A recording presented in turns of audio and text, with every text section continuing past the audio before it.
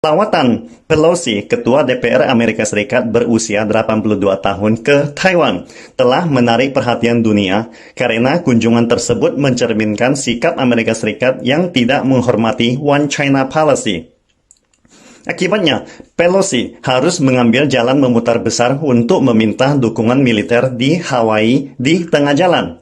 Pesawat-pesawat militer itu terbang ke Singapura dan kemudian ke Malaysia, menghindari Laut China Selatan. Nancy Pelosi akhirnya mewujudkan impian Taiwannya selama beberapa dekade. Untuk mengalihkan perhatian warga Amerika Serikat terhadap Pelosi yang dikabarkan terlibat dalam skandal transaksi internal atas pengesahan rancangan undang-undang tentang produksi chip Amerika Serikat sebesar 70 miliar dolar, menyeret wanita paling kuat di Amerika ini ke dalam air, karena setiap investasi suaminya selalu tepat dan tepat waktu di saat DPR Amerika Serikat merilis kebijakan yang menguntungkan industri terkait. Skandal transaksi perdagangan orang dalam terus bergejolak dan semakin parah di Amerika Serikat saat ini. Jadi, mengapa tentara PLA tidak mencegat atau menembak jatuh pesawat Pelosi? Amerika Serikat selalu menggunakan alasan patriotisme untuk menculik pemerintah China.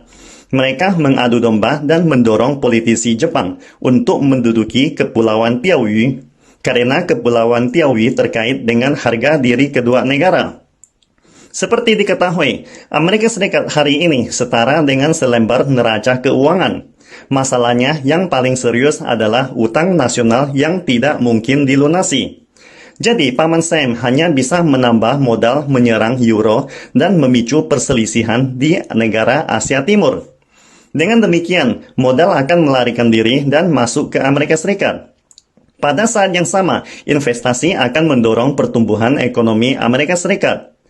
China adalah negara pendukung gerakan non-blok. Sikap China dengan perlakuan yang sama terhadap semua negara baik yang kuat dan lemah telah membuat China memiliki reputasi yang baik di dunia. Hal ini sangat kontras dengan gaya unilateralisme dan hegemoni Amerika Serikat. Amerika Serikat sangat takut dengan kenyataan ini, sehingga telah mencoba segala cara untuk menjelekkan China dan menyebarkan teori ancaman China. Namun ini hanyalah sebuah konspirasi, tidak ada hal yang lebih praktis untuk mendukungnya. Oleh karena itu, Amerika Serikat perlu melakukan sesuatu untuk membuat China jatuh dalam jebakan seperti konflik Ukraina-Rusia hari ini.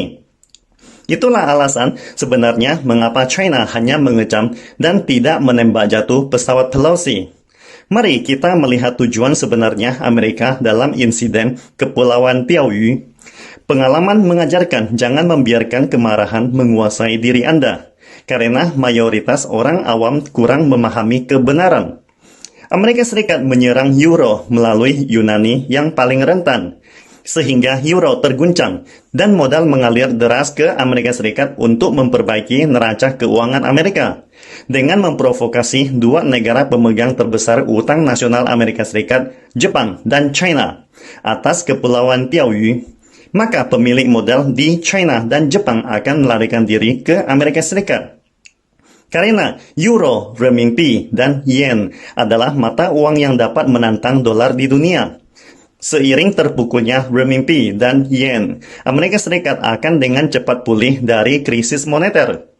Sejarah menunjukkan Amerika Serikat tidak pernah menang dalam konflik melawan China, baik itu keterlibatan langsung atau tidak langsung. Pelajaran menyakitkan itu membuat Jenderal Bintang 4 Amerika Serikat mengucapkan kalimat yang akan menumbuhkan semangatnya, namun menghancurkan gengsinya sendiri. Barang siapa yang ingin melawan tentara China, orang itu pasti ada masalah. Itulah sebabnya Amerika Serikat selalu menunggu kesempatan untuk memperoleh harga dirinya kembali. Akan tetapi Amerika Serikat tidak berani melupakan pelajaran leluhur mereka. Seiring perjalanan waktu, Paman Sam tidak tahu seberapa jauh kekuatan militer China. Militer Amerika Serikat memanfaatkan serangan di Kosovo untuk mengebom kedutaan besar China di tahun 90-an.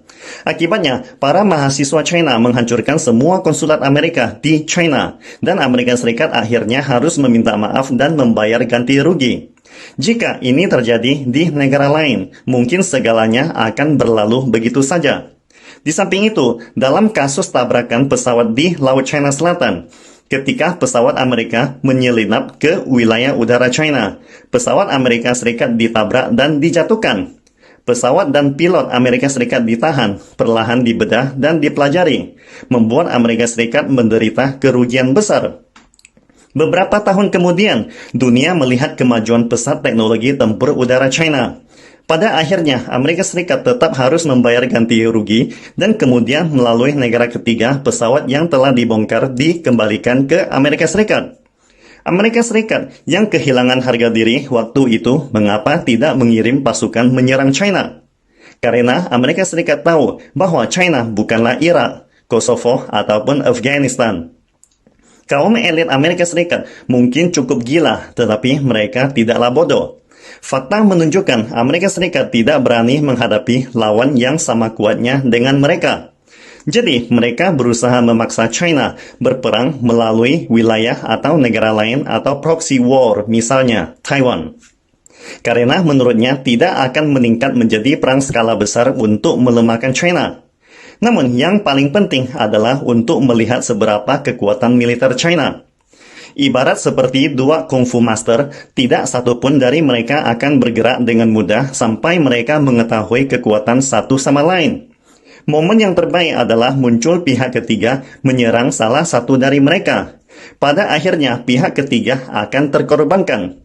Pada saat ini, kedua kungfu master dapat melihat kekuatan dan kelemahan satu sama lain, contohnya perang Rusia-Ukraina hari ini. Walaupun Amerika Serikat juga diam-diam mempelajari seni perang Sun Tzu dan juga telah digunakan secara praktis, tetapi mereka lupa bahwa The Art of War Sun Tzu itu ditulis oleh orang China. Secara regional, Amerika Serikat telah berusaha memprovokasi hubungan Indonesia dengan China atau negara-negara kecil di Asia Tenggara untuk menyerang dan menduduki wilayah China.